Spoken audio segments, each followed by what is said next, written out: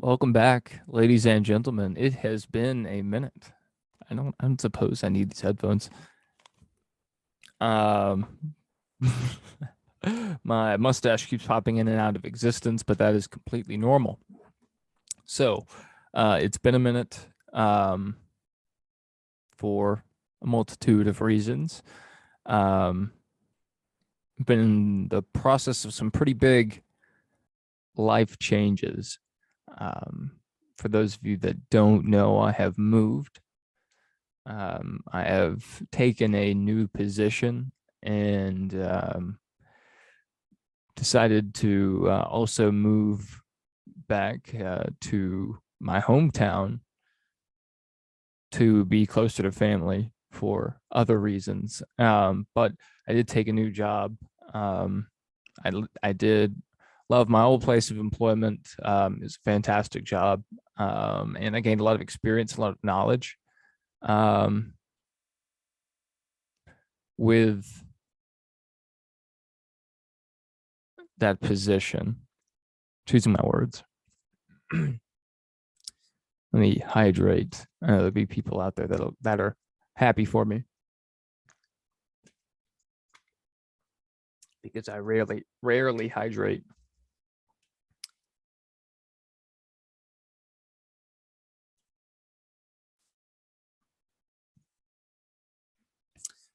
All right. Had a pretty busy few weekends.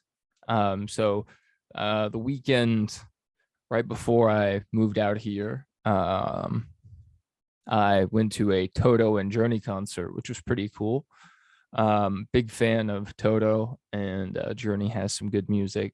Some of their stuff I feel is a little bit overplayed, and I get tired really quickly when songs are overplayed. and But Toto did really well. They obviously had a lower budget show as they were the opening act technically, or the guest. Um, Journey had a pretty high energy show, and their current lead singer Arnel Pineda, he did a great job. Really high energy the whole show, so that was pretty neat. We're not going to focus on that too much, because then I had some movers come out midweek Wednesday. They delivered the same day, and then I followed my stuff out on Thursday. Then on Friday I set off. So I got in at like 11, almost 11:30. Still had to unpack my stuff for like an hour, get settled in, and then leave out at 3 a.m. to go catch a flight. I may have left around 2:30 actually. Yeah, I think it was 2:30. It was pretty early. I had to fly out from Birmingham to Houston. I went out to Houston to see Circuit of the Americas, the NASCAR race. Was out there with a friend, and while I was out there, I also visited, I believe it's the San Jacinto Monument, monument to the battle that was fought there, which, as they say, it seems like it turned out pretty well for Texas. That's what people tell me, and I'll believe them. So really neat memorial. Actually pull that one up.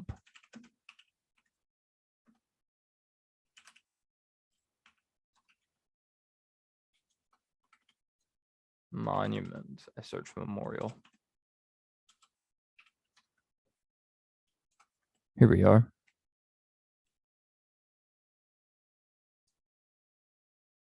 So I'll go ahead and share my screen. For those of you that can see the visual version, it should now be on Spotify, Anchor possibly, and on YouTube, obviously. So we'll share this one, this Google tab. So now we can see this tab, San Jacinto Museum of History. So it's right on the harbor. Pretty neat. It's not too expensive to go in and visit. It's not the biggest museum. That's the thing that I thought was what was super neat is the museum is inside of the monument, and normally you can go out and go up to this observation deck, but that was not, the elevator was not in service when I was there.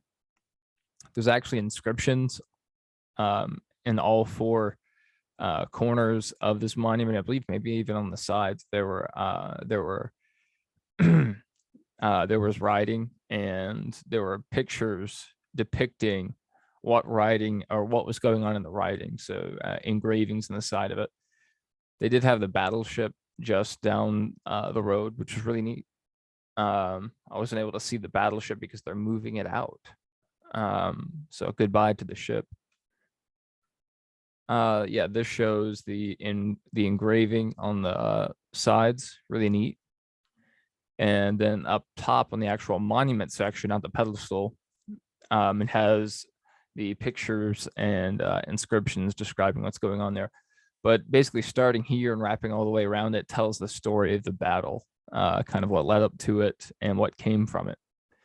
So pretty neat. The sense of scale, it's pretty large, but there's nothing really surrounding it, so you can't really tell how large it is. See the ship there? I didn't get to see it, and it's going out for repairs for a year, possibly more.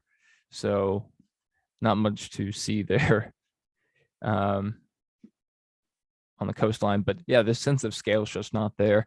But the pedestal does account for some of the height. But compared to the Washington Monument, it's actually a little taller, I believe. But it counts this whole pedestal, the stairs, everything, and up to the monument. So just this shaft portion, I would call it, is actually counted. The Washington Monument is bigger. So I believe this would be from the observation deck. Get a good little view over this place southeast of Houston. So really neat. The museum inside is pretty cool. But I'll go back. Friday, I flew out of Birmingham. I believe departure was at like 5:30. We left. I was passenger A2, so I was the second aboard, second person. I flew with Southwest. It was my first time with Southwest. And I don't like the way that they do the seating.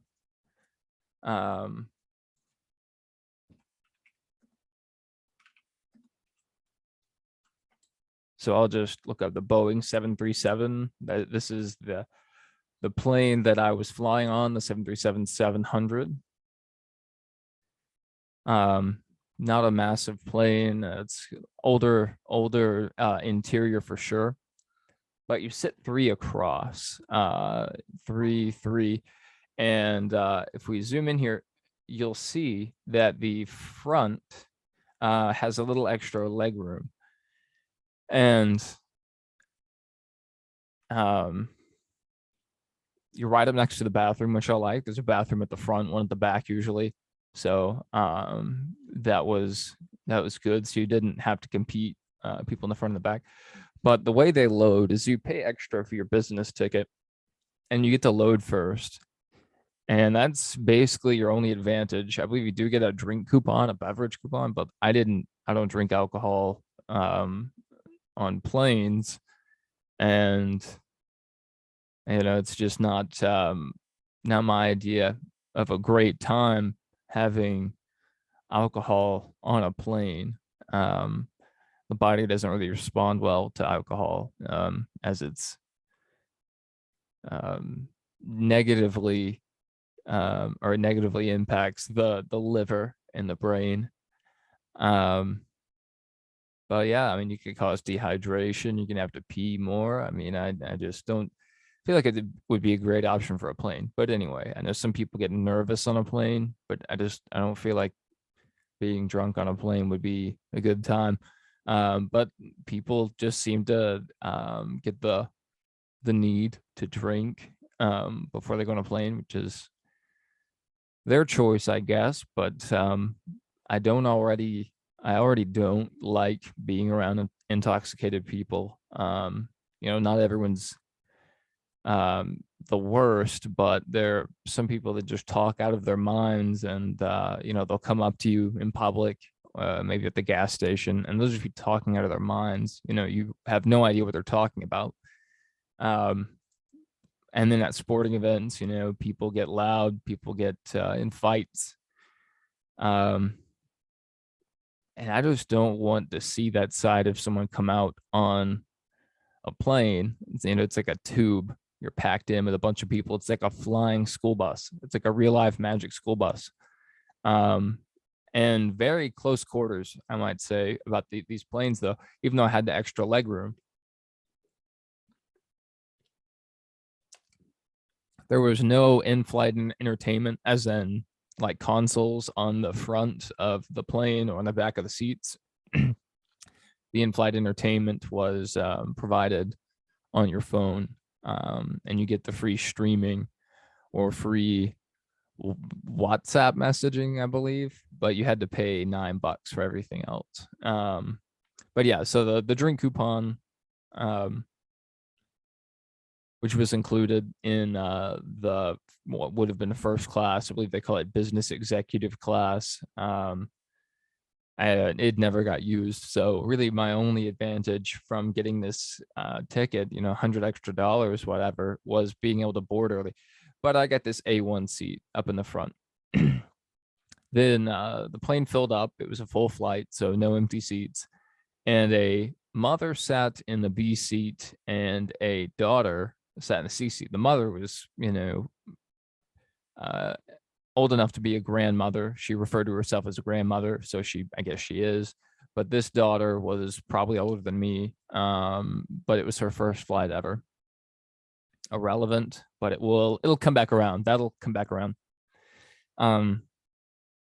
She was nice. She explained it was her daughter's first flight, and they were excited and taking pictures. So I just leaned back and let them do their thing. There was a window in front of me, so they were free to lean over and take pictures, because your perspective really changes when you're in a plane. Your view down on how small the world is. You may get a different outlook on strangers and people around you, because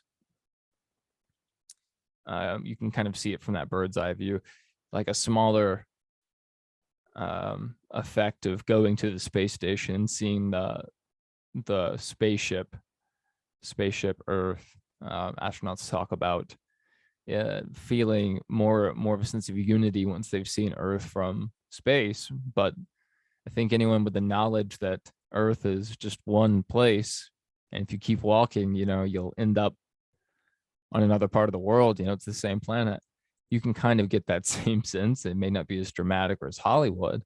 And I love it. There was one astronaut, and he was joking, but they were saying, I was kind of disappointed by seeing the Earth. It was just kind of there. And, some astronauts come back with this complex that they, we're all one person, all one people.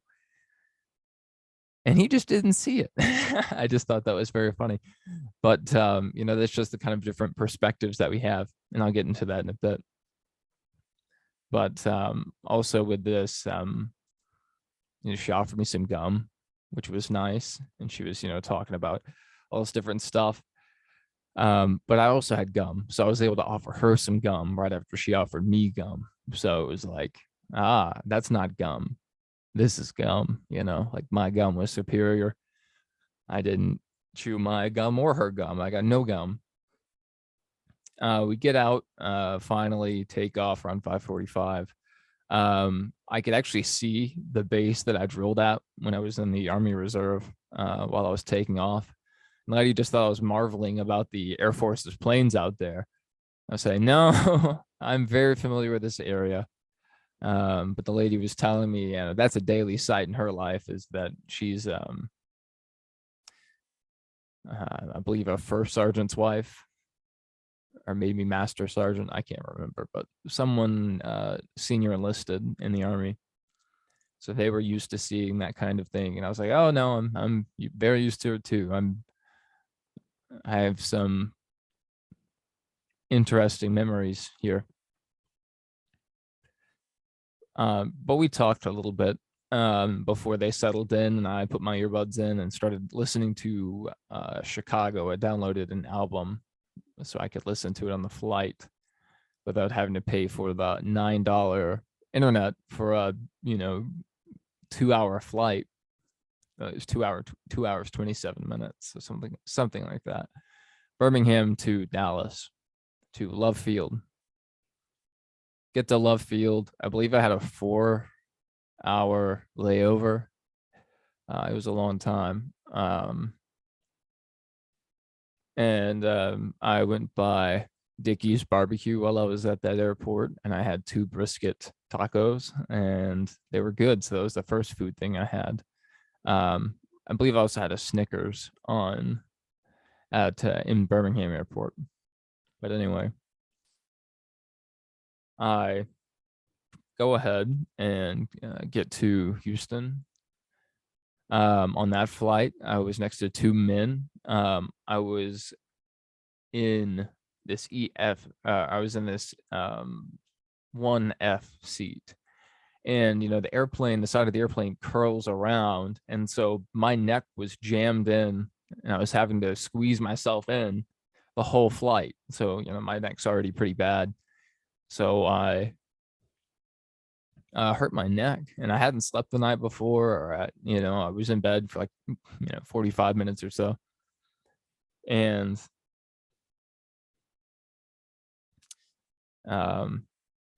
it was a miserable flight. It was only a 30-minute flight, but from Dallas to Houston, but it felt like forever, and I had to pee. So that was interesting. And when you're crammed in on the side, and you have 2 bigger people next to you, not calling them fat, but they were bigger, especially 3 guys, broad shoulders.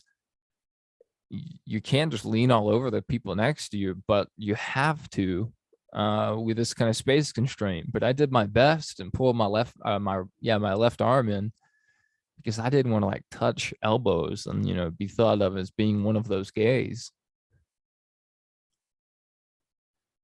Obviously I kid, but that is kind of the general feeling. Like sitting in the middle seat of a car, you can't let your thighs touch with somebody else, because that's on you. They have the side seat, so it's like they're kind of in charge. That's why people have insults about the middle seat. No one ever asked for it, even though as a kid, I sat in the middle seat, and I tried the side seat a few times, but it just seemed off. And I have to believe that's because my booster seat probably went in the middle, probably fit in the middle seat. So like I wasn't valued as much as my sisters, I guess. They got the full shoulder belt, while me, up until 2000, I don't know, 2004, 2005, I didn't even have a shoulder band, because the minivan had one in the back seat, but any kind of sedan we had, 5-seater, we had 5 people in the family. I always had that lap belt, so I just wasn't valued as much, I guess, or they hoped that I wouldn't fly too far through the windshield. I don't know, but that's how your parents don't, or your parents may have a favorite, or at least they definitely have a least favorite. Is it'll be the kid in the middle seat, because that's the one you don't value as much. Or if you look at how much parents spend on booster and car seats, if you have the great value car seat and the person in the back has like the Mitsubishi Rolex edition car seat, the one with the 5-star Hyundai crash rating, that's the favorite child. Or if they get all the new clothes and you get the hand-me-downs. I understand it may be economic from a certain sense, but come on. I mean, hand-me-downs. It's like, I don't know. Anyway, move on. Got into Houston. Yeah, got picked up. Laid on their floor. Laid on my friend's floor.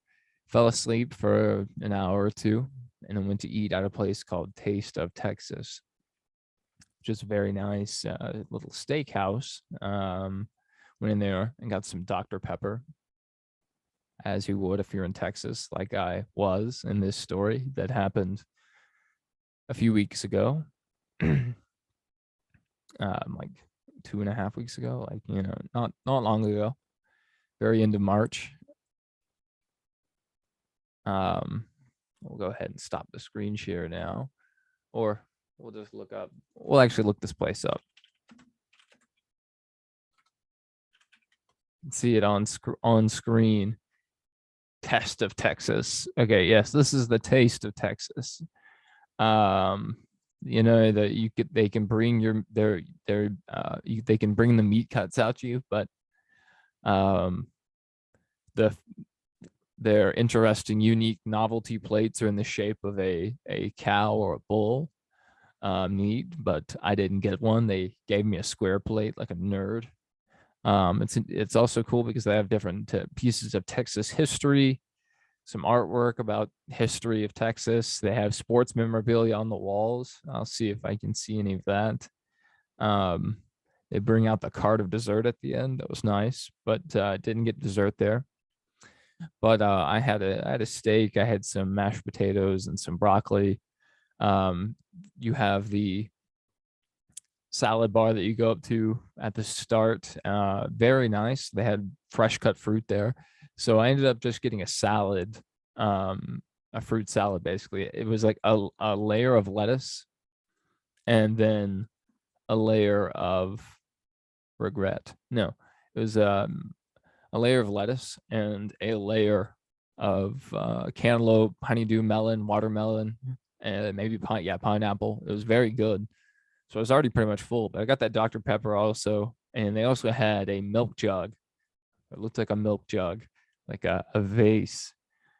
And it had about a liter of Dr. Pepper that I could refill my own drink on demand, which I don't know how economic that is. I know just the syrup and the soda water for these sodas, not very costly, but I mean, maybe at a place like this, I guess it's more about the presentation. Because this was the type of restaurant where you get a reservation, I guess. It was pretty busy, but it was pretty nice. The steak flavoring, it just tasted like, you had made a steak at home, but the advantage about this steak was the content of fat. It was a pretty low fat count. It wasn't too lean, but you didn't have these huge globules of fat that take up 20% of the steak. So that was definitely an advantage. There's my mustache, it's back. So that was pretty nice. But the tenderness for sure is where most of that money comes from when you're paying for that kind of a dinner. And then after that, we went to Andretti go-karting. I'll pull that up.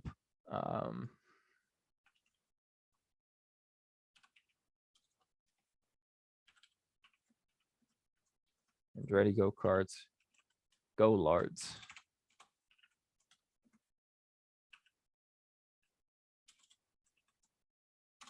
I'm having trouble.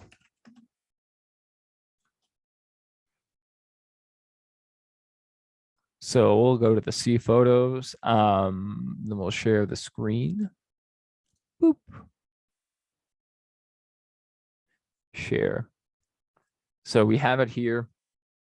That this is a concept rendering, but that's how it looks. You have this multi-story track. Let's see. I believe this was the kiddie track, this smaller one. There's 3 tracks all next to each other. This is the main track. So yes, I believe that other one would be the kiddie track. So the smaller one. Then you have an intermediate level track. I guess they're side by side. I don't know. They have them all squeezed in there.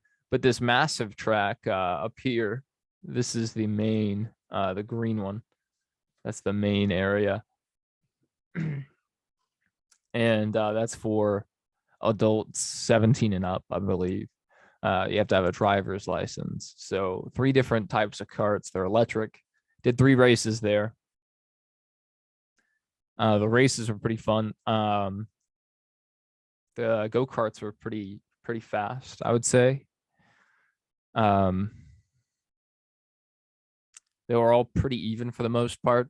And it was one of the go-kart tracks where you race by time. It's not done by position. And you have the electronic scoring, so that's really neat. And they did email your lap times to you after the event, which was really neat because I can look back at that. In the first event, I had placed second on the leaderboard, and actually placed my second fastest lap. That got me on their daily leaderboard. So I ran one of the fastest laps, so the 8th fastest lap of the week on my first, try.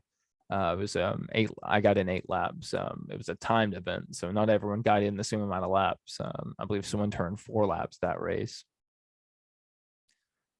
And I had like a 35-second time. And then in the second race, I believe I had my fastest lap of the evening. It was a 34-second lap, which beat my other time, but I don't believe it advanced me at all. Maybe if it did, maybe 2 positions at best on the weekly leaderboard. And then the third one, in the third race, I got wrecked. Let's go ahead and bring up paint. So we'll share my screen again. Let's share paint. So let's say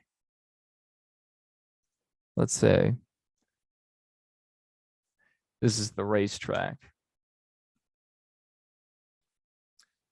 Coming around a turn, a big U.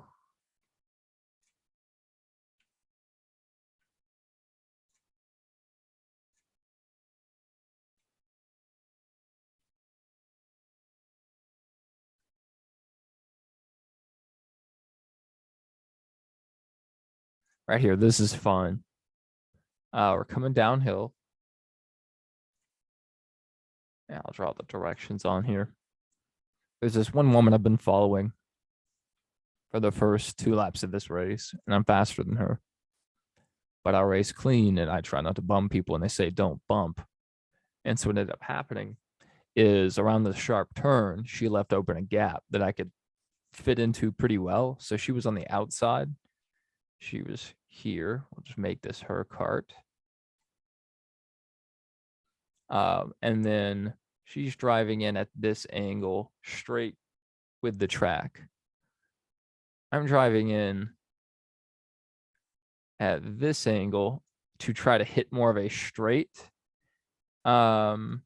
That way I can apex later and get more speed.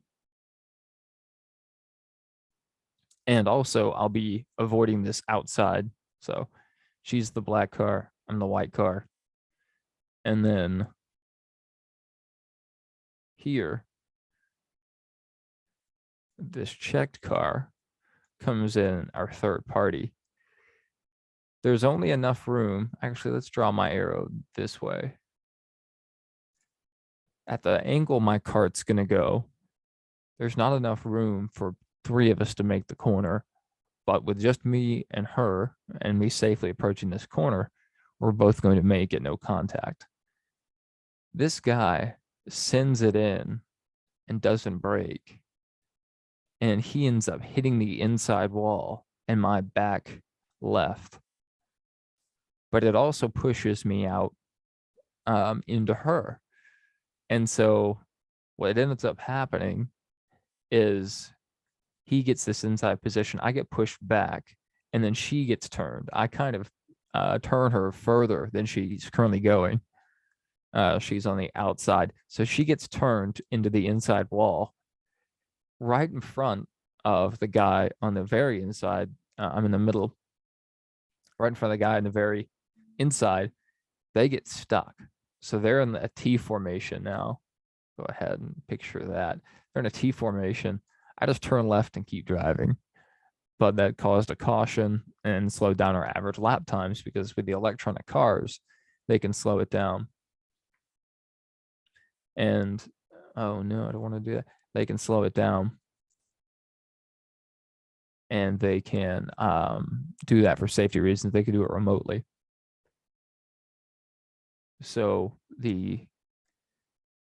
that was rough, but we got done with it. I got back in the groove, laying down some good laps. I think some of my best laps of the whole race. And what ends up happening is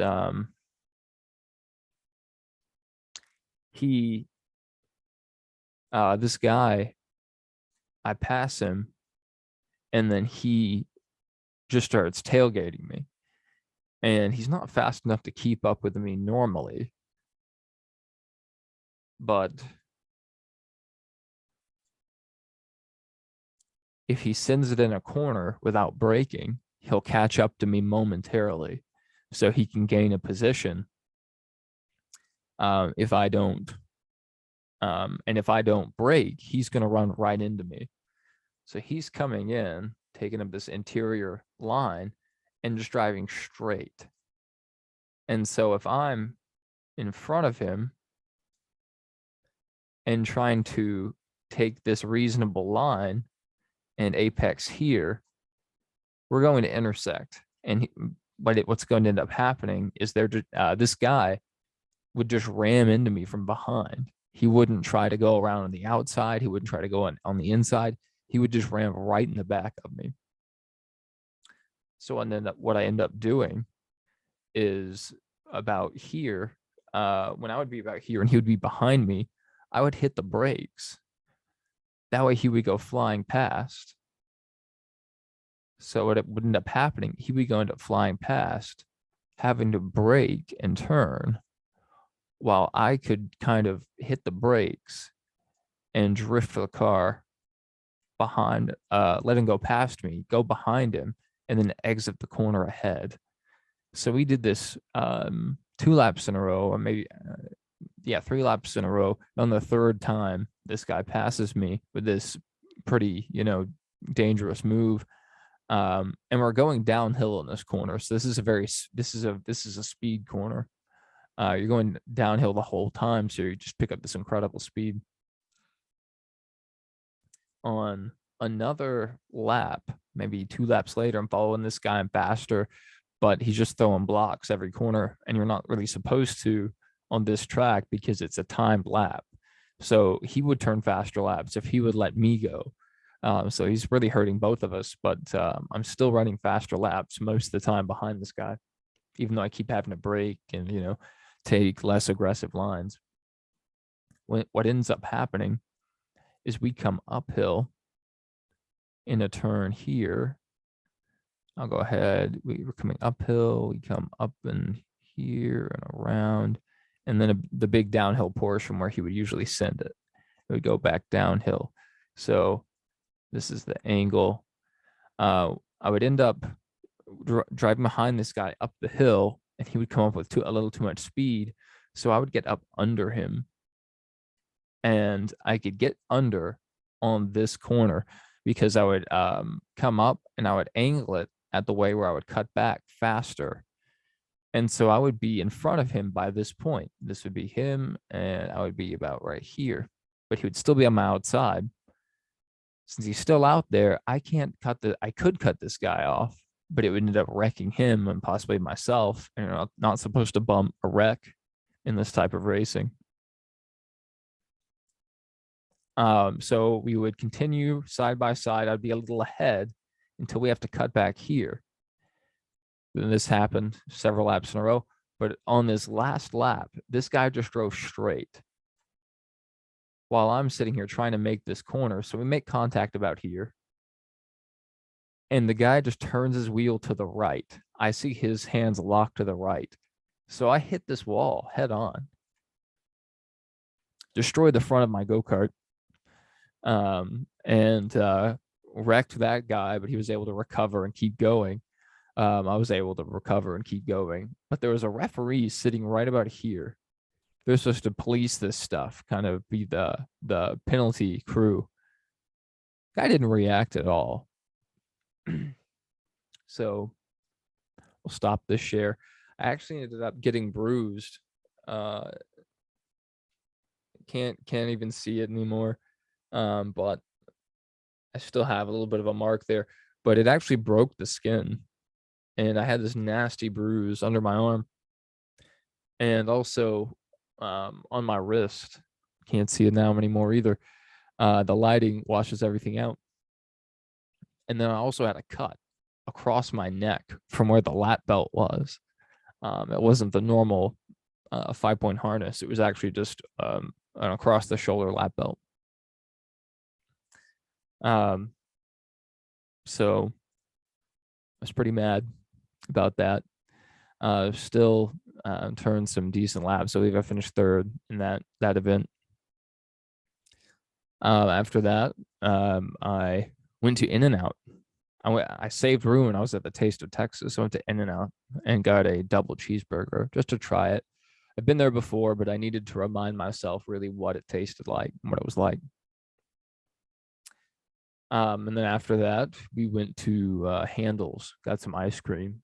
That was the end of that day.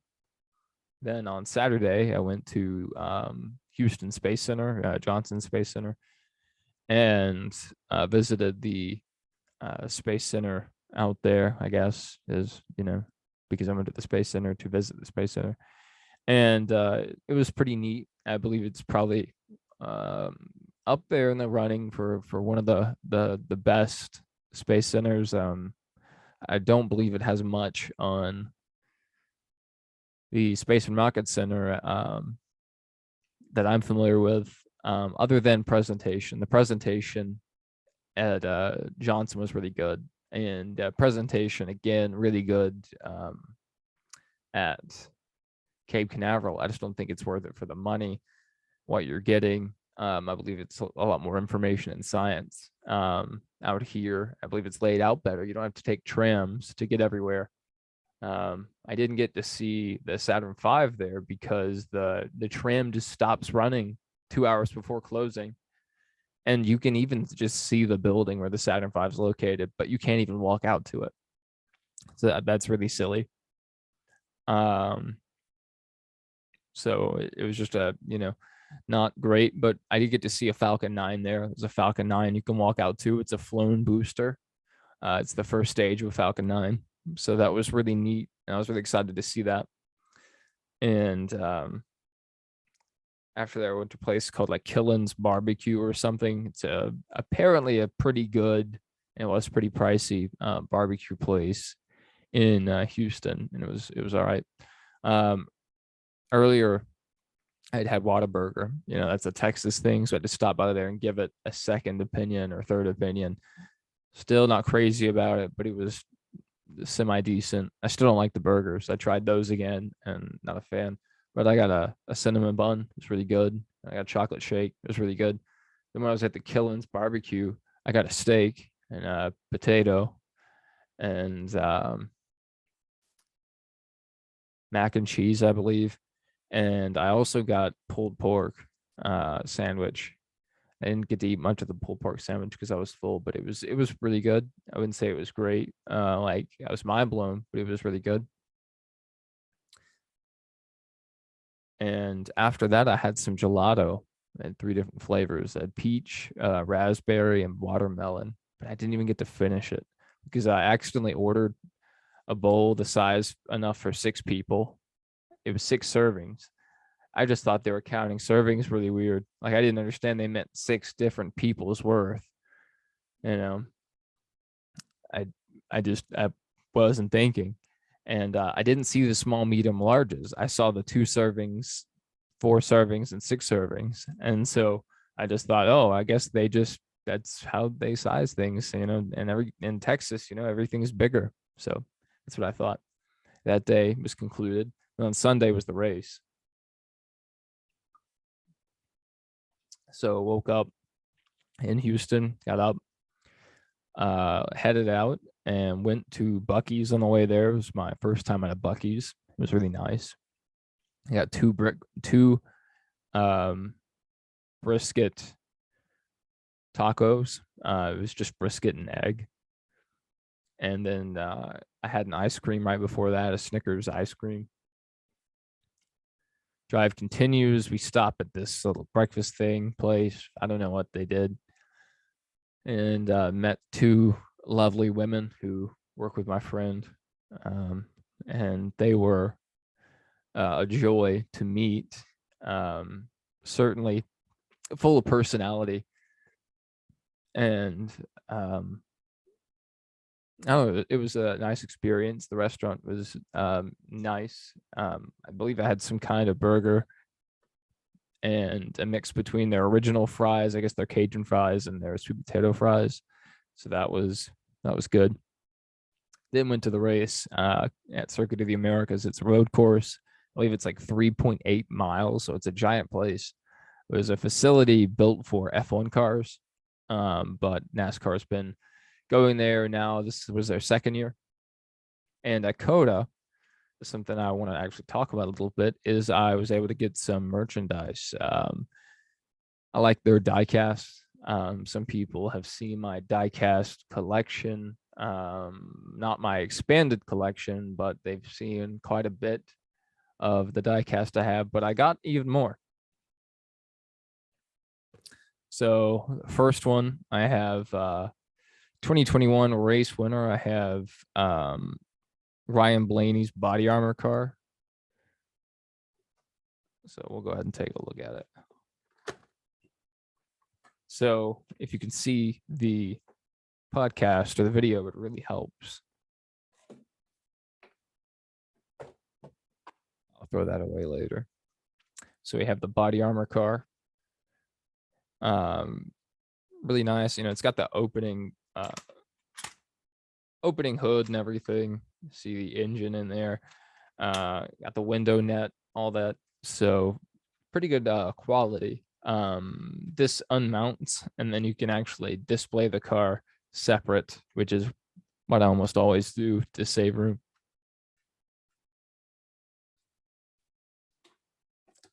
That was the Mustang. This is the last generation car, the 6th gen. These are 2021 schemes. That was the Mustang. So it was it does look pretty cool. The next car I got is Alex Bowman, and it's the Ally 48. But not the same one that he ran most of the year. That he ran this once, I believe, at Nashville. And I believe Larson won this race, but Bowman ran pretty well. And this was a car that Dale Earnhardt Jr. designed. The colors don't come out right, but yeah, you can see it a little more accurately further away. But yeah, purple, blue, and a little shade of hot pink or whatever. A lot of the electric blue, though, really nice. And this is the Camaro. So good little detail there. I like just how that car looks. Mean looking car.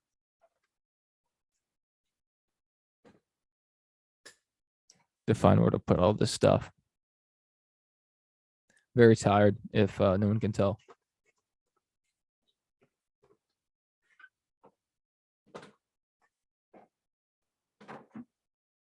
There's another one I got. Let's see. I can't remember if I knew if this one had the confetti or not. But okay, I got Kyle Larson's number 500 car Chevy.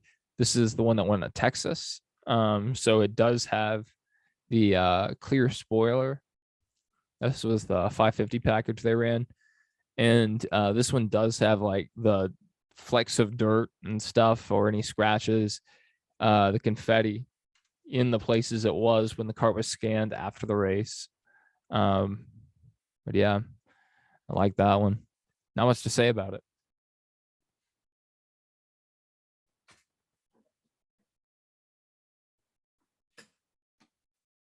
This was one that Eric Jones ran at Darlington.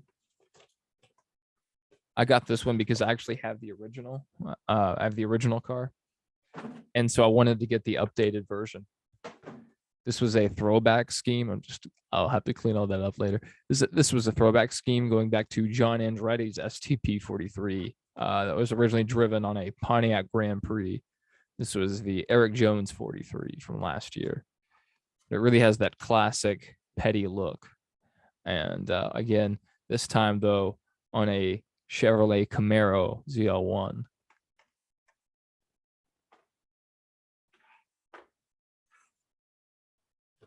And then I think the coolest one, I got William Byron's car from last year, his Exalta Chevrolet, in the original rainbow colors that Jeff Gordon ran.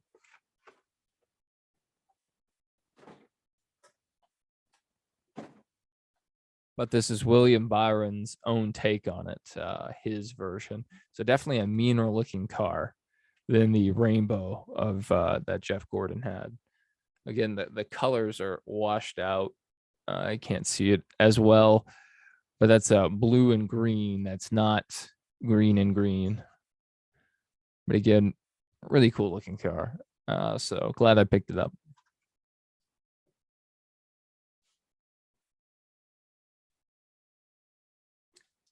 So the race went. It was interesting. I did have an encounter while I was there at the race. That's unfortunate, but I have to talk about it. Austin is a city rated, or is the city rated second best place to live for self-identifying, self-identified liberals. And that demographic has a higher portion that belong to the LGBT community. And it wouldn't be of any note or wouldn't matter if while I wasn't standing in line for a drink, had my headset on, I had my scanner going on the earbuds, listening to the race. This guy just walks up to me and he's talking. I can't hear him because I have all this stuff on, but it sounds like he is saying something about what's your theme, what's something about my shirt, like what's my theme, like what, mysterious, is my theme astronaut? I have no clue. I don't know what my theme is. Is it like theme? Was he like an English teacher and he's just quizzing me about what theme I'm going for? I don't know. And then I hear him just say, just go with it.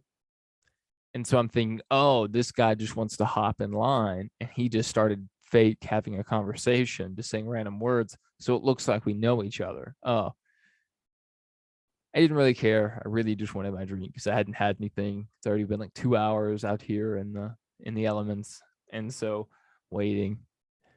And it's under caution. And the race is starting back. And I really just want to go see the race. And so I'm not paying attention to this guy, but then I feel something bump me. And I disregarded it. He just thought, oh, the guy got a little too close. And then he says something about, just go with it. What's your theme? And just kind of repeating this stuff. I can't quite hear what he's saying. And then I feel another bump. But this time I knew this was probably intentional. And it was a bump to a sensitive area, one that may be called the groin region, pelvic region. And so I step back. And then that's when the man who was obviously this guy's partner, if you understand what I mean, someone who is very friendly with men, this man's partner stepped in angrily and almost tackled this man along so they would keep walking. So I put two and two together later that perhaps this was a man trying to make his partner angry, or perhaps he was just very drunk, as the guy in front of me thought. The guy in front of me turned around and did the drunk sign, made a face. So I don't know. Drunken sexual assault, or well, it probably had something to do with alcohol, I'll say. Wasn't happy about it, but I didn't quite comprehend what was happening while it was happening. We hear a lot about sexual assault to females, and that's usually the example you hear, and it's almost always male to female. But what you don't hear about is male on male or female to male assaults and harassment. So I don't know.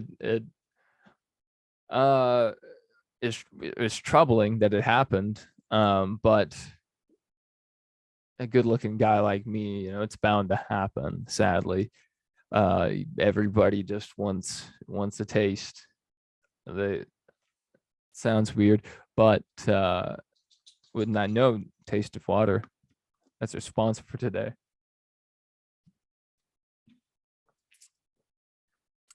But overall, Houston was interesting. Definitely somewhere. I'm glad that I visited. Austin was looked pretty nice as well. The facility was really nice. The restaurant that I went into, it just looked like a decent area aside from how dry it was. And I definitely plan to go back at some point and check out some of the things I didn't get to do. My dog's chewing on one of the cardboard pieces that was in one of those boxes. Flew back on Monday. Oh yeah, on the way back we stopped by Buc-ee's and I got some ice cream and some cookie dough things and some cinnamon caramel beaver nuggets, and I got a pulled pork barbecue sandwich and a brisket sandwich, and definitely enjoyed it. Buc-ee's pretty good overall, I'll say. Man, he's already tearing into that card. I can't stop him.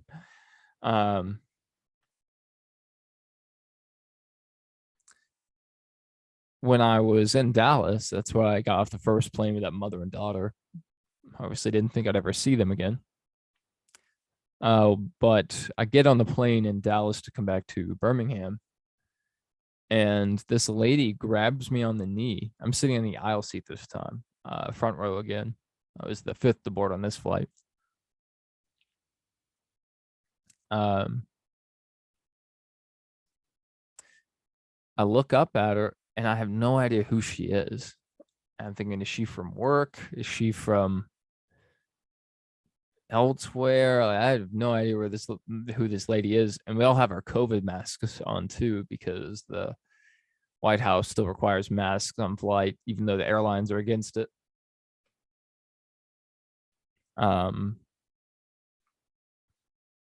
Anyway, it finally comes to me. It's the same mother from the first flight.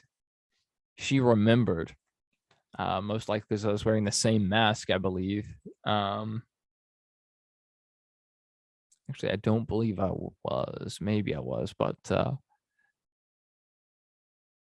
yeah, wild, small world. It just happened to be we were going to the same place and same destination, even though it was my layover spot, same airport. So the chances aren't all that low, but still, it was a surprise to see her and surprised that she remembered me.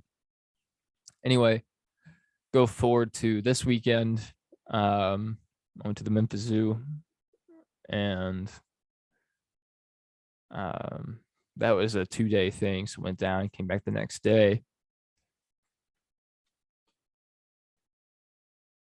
And while I was there, I went to an antique shop, and I actually found some more die-cast.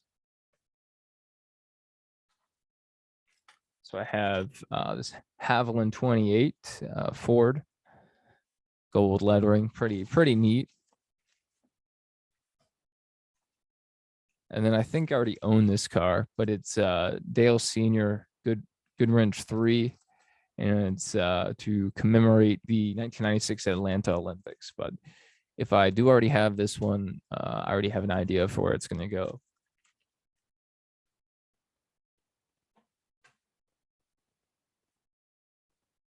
This was a die cast. This is actually a new die cast. just put out early this year, but it's from last year. I saw it at the race in Houston, and I almost picked it up.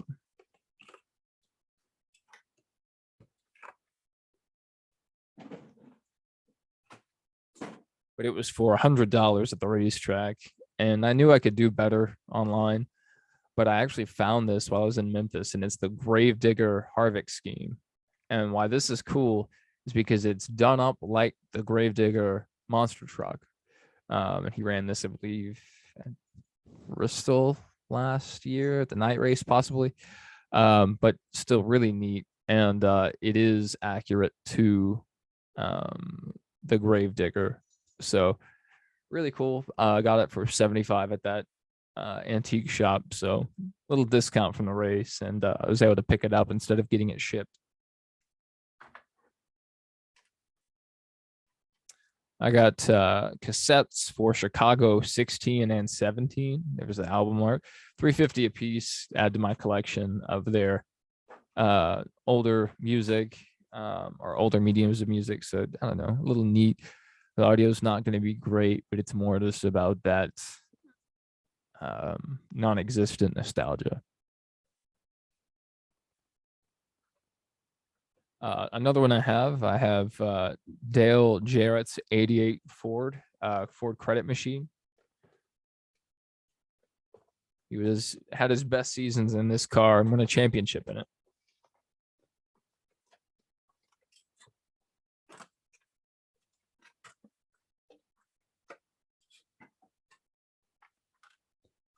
So definitely not the higher quality of build as the newer cars, but still the cars just look very good. You know, if there's a paint scheme you really like, it'll definitely jump out at you. So this is just such a iconic car. I actually saw this one with my dad at the Space and Rocket Center years ago, probably like 2000, probably the year 2000, honestly. May have been 2001 or 2. It may have been there over a period of time. I'll put it that way.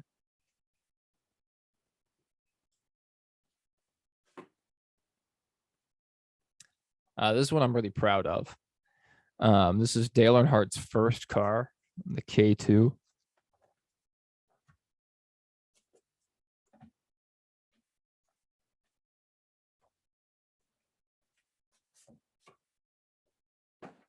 This one I shouldn't throw the box away, but I probably will.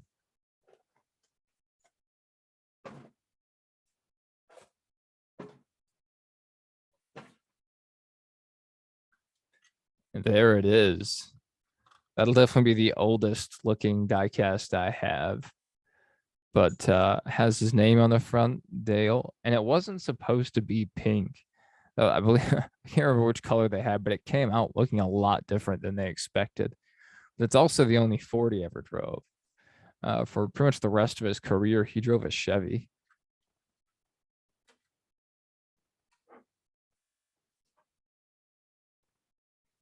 And there are these big boys. I got some 1/18ths to show the size difference. This is a 1/24th, and this is a 1/18th. So I love the detail. But this is Jeff Gordon's rookie car when he drove in the what was the Grand National Series, but now the Xfinity Series.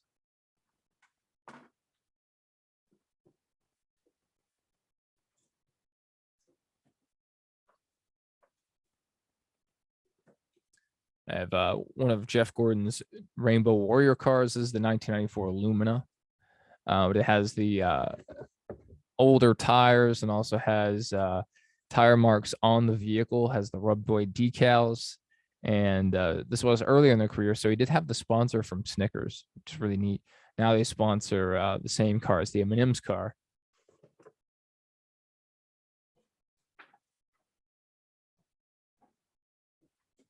Because it is the same company. Then we also have one that I'm really glad that I saw, and that's Darrell Waltrip's 17, that Chrome 17 Western Auto car. So I think that's really neat too. Those are all in 1/18ths.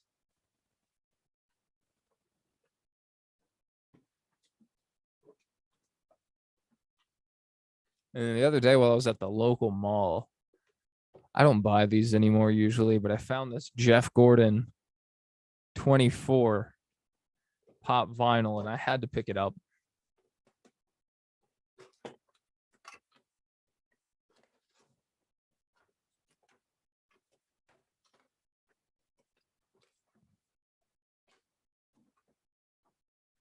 But it's got Jeff in the Rainbow Warrior, as they say. This is the Lumina design, which I appreciate. I think that's funny in a way. And let's see. Can you separate these two?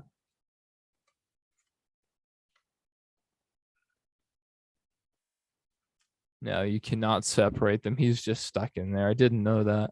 He can't look around. So he's got his actual shades, like sunglasses on, and he's got his mustache. I think that's pretty neat. And it also has the DuPont branding on the front. So I don't know, just a piece of plastic, but it's also a cheap piece of plastic that I find pretty cool. So I've definitely picked up like a second collection in just, a short amount of time. Probably won't be adding too much else to my collection, at least at this time. I don't care for acquiring stuff, but this is cool stuff. So I'll go with it. I meant to talk about a lot else during the course of this video, but I kind of went on for a while. So we're going to separate this podcast kind of in this soon. But I hope you're able to tune into the video version. If not, this is available on Amazon Podcast, on Amazon Music. It's available through Audible, available on Google Podcast, available on Spotify and Anchor. Working on Apple Music, but their podcast submission website is broken at the moment, has been. So it's hard to get a new podcast on there at the moment. And this is a known about issue. It's been going on for about a year now. So I'm not the only one with this issue. But once again, thank you for the support. I do have someone that does want to come on the podcast. So we'll see if we can get that set up anytime soon. And hopefully get into some good topics there. I have a couple other people I definitely want to bring on and talk to about their fields of expertise, go back to actual subjects and not as much random talking as this one. But the name of this podcast is the Extraneous and Miscellaneous podcast. And I just feel like I had a lot to talk about that was extraneous and miscellaneous. Definitely a very different background than I usually have, but again, I have relocated. And we'll see where life takes me from here. It's definitely been different working this new position as I work remotely a lot, and that's very, very different. But it's allowed me to have greater flexibility here with my family, so it's been pretty nice. But definitely takes some getting used to. We'll go ahead and close it out, but thank you everyone for watching. If anyone is out there after this low energy ramble I've been on, just very tired today. Not quite having the energy there, but I knew I needed to make this. I've been wanting to talk about this and some other stuff for a while, and I can get to other topics before I covered this. But yeah, that should be all.